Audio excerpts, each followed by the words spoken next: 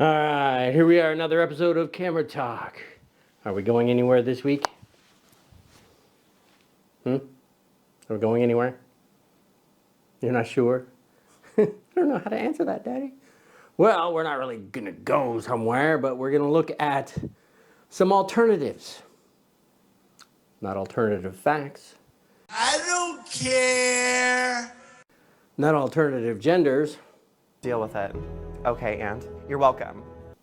But alternative Leica lenses. Why is that? Well, Leica lenses can be freaking expensive, man. Holy crap. So, there's a lot of options out there, and we're going to look at a few that I have as well as talk about some others that are available.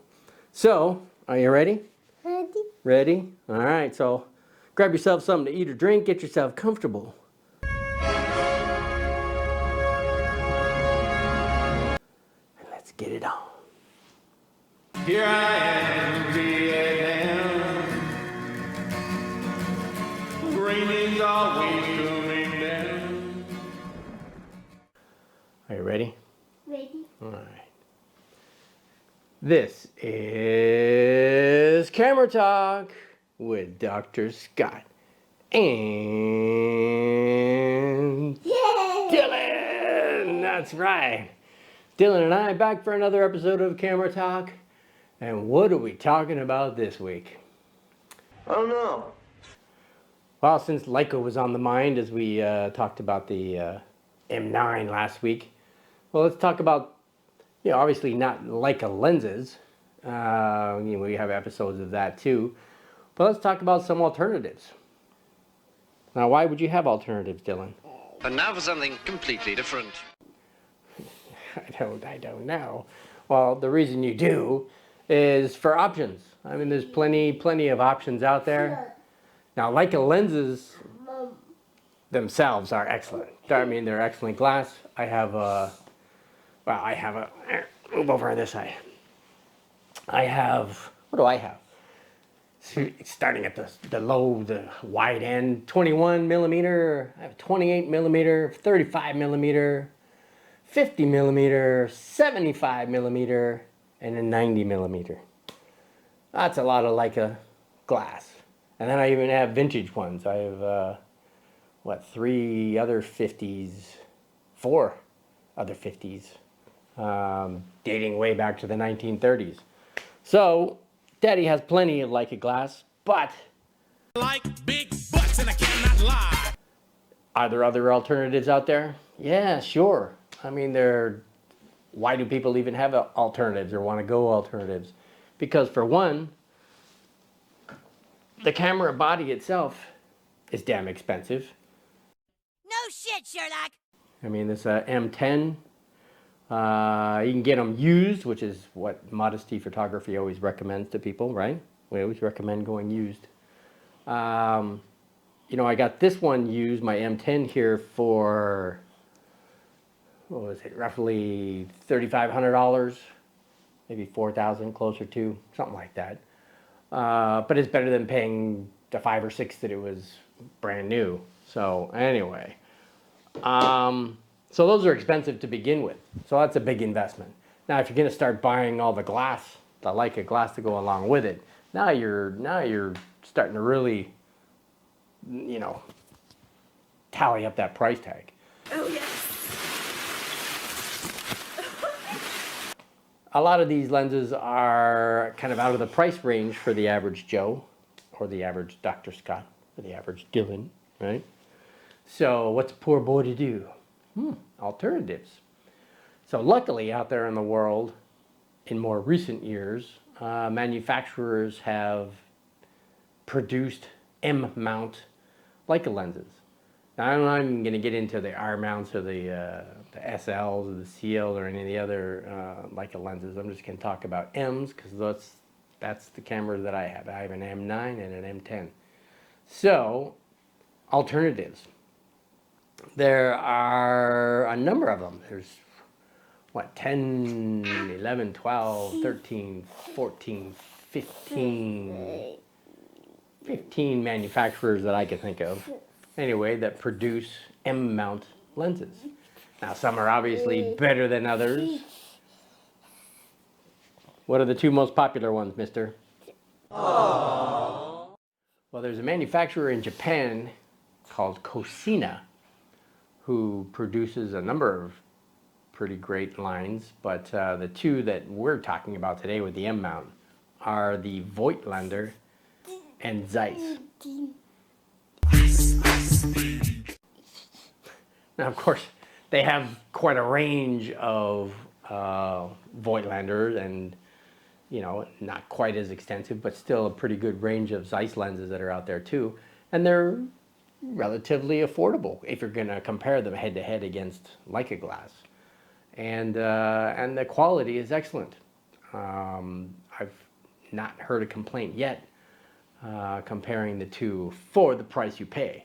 Now again, if you're going to have a Voigtlander 50mm f2 going up against a Leica Summicron 50mm f2, and you know there might be a flaw here or there in the Voigtlander one, and people go, oh wow, see, it's not exactly. Well, that's because it's not even a fraction, not even half price that a Leica lens is.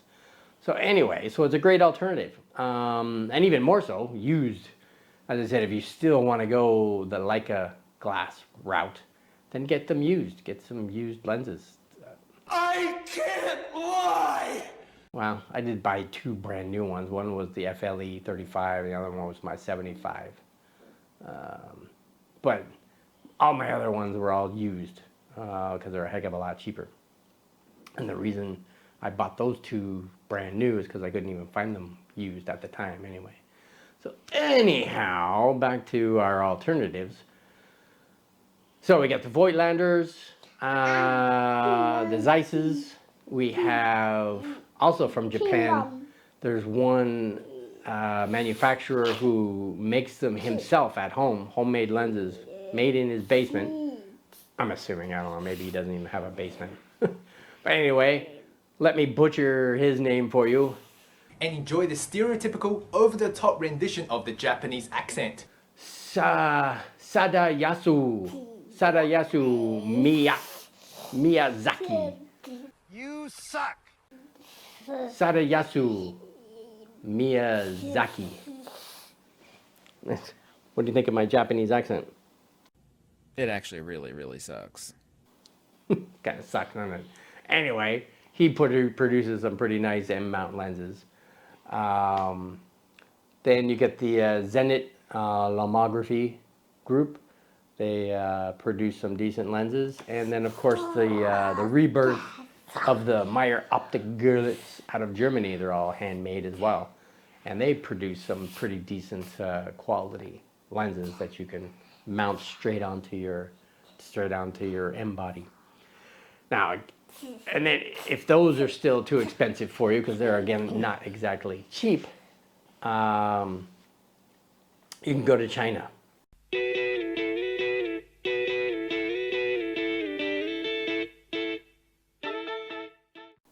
You don't actually have to go to China, but the Chinese have a number of manufacturers as well, 10 altogether that I could think of. I have two, well, not for Leica, I have one for Leica, 7 Artisan. I have that for my EFM mount Canon, but I have a TT Artisan. Here is a TT Artisan 50mm 0.95. It is the poor man's equivalent of the Noctilux for the Leica line. And going head to head, if I put a couple of pictures up side by side, you'd have a hard time telling the difference between the two. Get the fuck out of here. And again, a fraction of the price.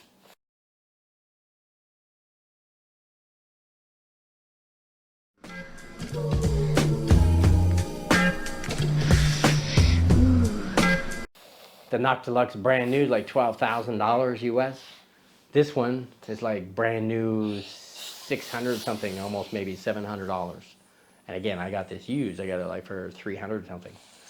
So anyway, for the bang for the buck, what you get out of what you pay for it, this thing blows away the Noctilux. Ancient Chinese secret. And of course, Leica people out there are like, what the hell are you talking about? Just to get that out of your system. We practice our child abuse in public. That's right. Anyway, so the Chinese are a great alternative. Quality-wise, like 7 Artisans, not quite as good as the TT Artisans, but still they're usable. Now to talk about the ones that I do have, you could also go with one with lenses that have been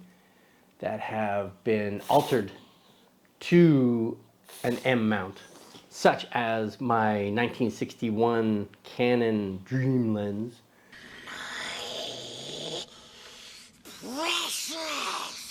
The 50 millimeter 0.95. It has an LM mount. English, motherfucker, do you speak it? Adapted right onto the lens, so it's now it's an M lens, and it's a rangefinder originally, so therefore it also adapts to the M. It's not exactly calibrated to my M body, but it works close enough. But you know, my M10 also has live view, so I can use that to get critical focus on that, which is pretty tough with a with one of these Dream lenses anyway.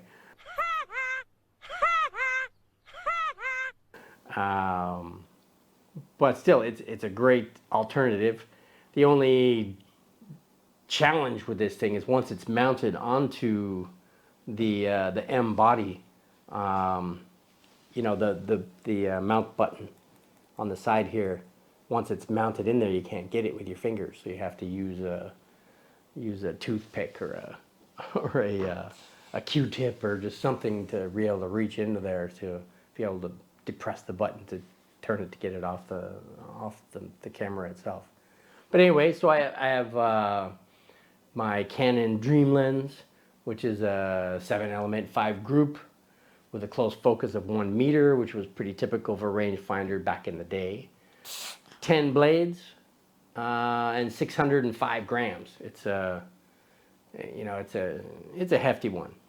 Not as heavy as my TT Artisan, but and they're the same focal length, same aperture, but still, there's much more glass in this one than this one. My Voigtlanders, which you know, when I bought my M9, actually came with this Voigtlander 35 millimeter 1.4, which I guess would be the equivalent of the 35 millimeter 1.4 Leica. No, no, no, no, no, no. Of course, the Leica one is going to be a much better quality, but this is still not bad. Again, and it came for free with my yeah, my M9, and it's again 1.4. It's 8 elements in 6 groups. Its close focus is 70 centimeters, which is typical for a Leica rangefinder. It also has 10 blades and 189 grams. Now the 10 blade thing goes all the way through the sample. Everybody with the M mount, especially Voigtlanders, go with 10 aperture blades, which makes for nice rounded bokeh balls, because we like our balls round, right? Yeah, we like them round. Say everybody haven't seen my balls. The next one, which is kind of my personal favorite out of the Voigtlander, is the 40 millimeter f1.2.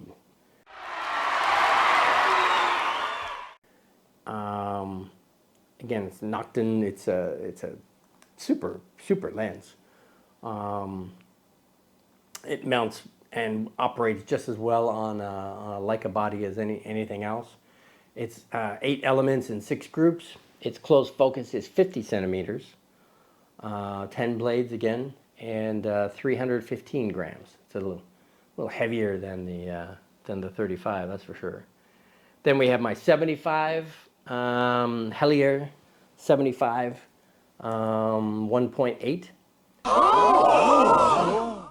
And again, this is a nice lens. It's a nice, the 75 operates just as well as any of the others. Now I put a finger tab on here, focus tab. You can buy those real cheap, out of China as well. They just stick on there like a sticker. That was bloody brilliant. They have adhesive on it. But I'm so used to using my Leica lenses with a finger tab that I just put one on. I didn't put one on my 40, even though I could. But really haven't thought about it. But the 75 1.8, very nice lens. 6 elements in 3 groups. Its close focus is 90 centimeters, which is typical for a 75. 10 blades again, and 467 grams. And then the last one that I have is, as I told you already, the TT Artisans, which is, it's a beast. Yes! And it is 11 elements in 5 groups. Its close focus is 70 centimeters, for, contemporary Leica distance. 14 blades and 687 grams. And as I said, it's actually a pretty decent lens. Now, Now I had, when I bought this from the gentleman who had it before me, he actually colored in the depth gauges, different colors and stuff, so they're easier to see. So it's kind of nice. It's a custom made TT Artisan. Well, isn't that special? So they're pretty cool, right? Huh? You think so? Yeah, pretty cool. So anyway, those are, again, the alternatives that I have. And why would you get an alternative? Well, because Leica lenses are expensive. Cheap bastards. And these are, like I said, these are the ones that I have that are M mount. Now I have adapters. I can adapt any of my 100 other vintage lenses and whatnot to my M camera, because it has live view, and it doesn't need the rangefinder things. But these ones all operate within the rangefinder body of the M10 or the M9, so they work just like a Leica lens, right? Yeah. So anyway, again, why would you get an alternative? Because they're a fraction of the price of a Leica lens. I like Leica. I've got nothing against them other than, they're grapes, they're wine sniffers. It's wine sniffer equipment. And, if you're a die-hard Leica fan and you gotta stick with your Leica lenses, then get them used. Nothing wrong with somebody else using them before you, as long as they haven't dropped them and done who knows what else to them, right? Ew! And they work just fine. I mean, all the ones I have work just fine. And but otherwise, get yourself a Voigtlander or a Zeiss lens, and you'll be happy as a pig in, right? That's right. All right, so can we recommend them? Can you? Yes. You recommend alternative lenses? Yes? Hell no! No? You want to go with the original Leica lenses? Yeah, well, you're a spoiled boy is what you are. But anyway, I can recommend them for you. I use them. They work great. And they're great alternatives. So other than that, anything else I can think of? Surely you can't be serious. I am serious. And don't call me Shirley. No, not really. So how about we give our little plug for our photo editing software? And who do we use? Oh, you don't use anybody. Luminar AI, which they don't make anymore, but I have it, so I'd talk about it. And Luminar Neo. Now Neo is their latest offering, and it's actually a combination of AI and Luminar 4, which was the predecessor. And it's full of AI. And what does AI mean? What does AI stand for? Why don't you tell us? 1, 2, 3. No. Not that. Mr. Smarty Pants. Artificial intelligence. That's right. This mission is too important for me to allow you to jeopardize it. It has spot and dust removal. You know, if you have a dirty sensor. Spots and dust in your picture. One click on the button, and it will analyze your photo. It'll determine the difference between, let's say, birds in the background or a dirty sensor, and it'll identify those and remove them for you. So that's pretty cool. It has scenery lighting. So if it's lit from this direction and you want to move the light over to this side, it can do that. It has power line removal. Nothing worse than having a bunch of power lines in your shot. Kind of ruins the aesthetics, right? Well, again, it analyzes your photo and removes them for you. You have to clean up a little bit, maybe here and there around the edges. Nothing's perfect, but it's better than you having to do everything. It has masking AI. It has background removal, and so on and so on. It's got a bunch of pretty cool stuff. Their little preset templates are pretty sweet, and you can buy.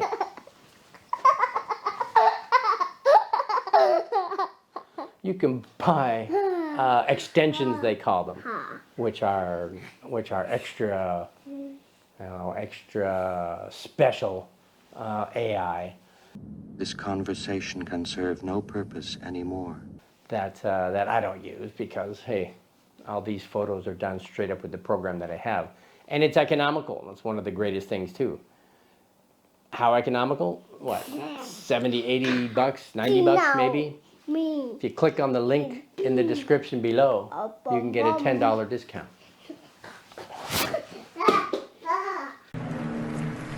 And the Oscar goes to...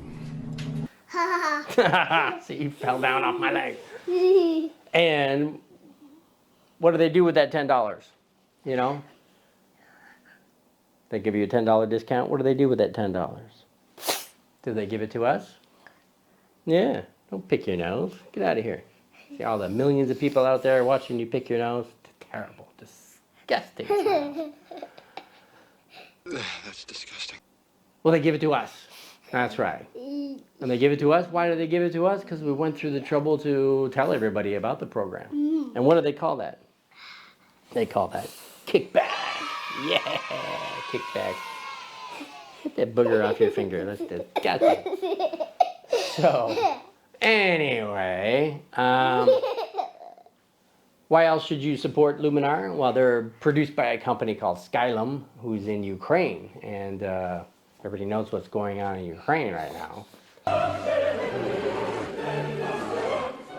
So it's great to help them out going through their rough times. And other than that, who are we? Well, you're Dylan. I'm Dr. Scott. I'm Bob McKenzie. This is my brother Doug. And together we're all Modesty Photography. We're here to talk about tips and tricks about photography, lenses, camera systems, Dylan's craziness, and whatever else we could think of. What else? We do one of these every Friday. That's Friday Vietnam time, right? You know where Vietnam is? No. No? Well, you live in Vietnam. You don't need to know where it is. You're already here. So, anyway, how about we get them to support us? Now, of course, not financially, but support us by what? How do they support us?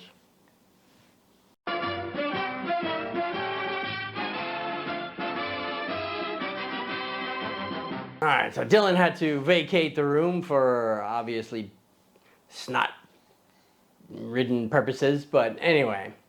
So, how can you support us? Subscribe. Subscribe. And did you hear those 2 times? Are we clear? Well, the third time's a charm, so subscribe. And how about you also, what else does YouTube like besides subscribers? Well, they also like the thumbs up, right? So give us a little thumbs up and we'll give you a taste of the thumbs up girls. All right? Thumbs up. Do do do do do do do do do do do. Thumbs up.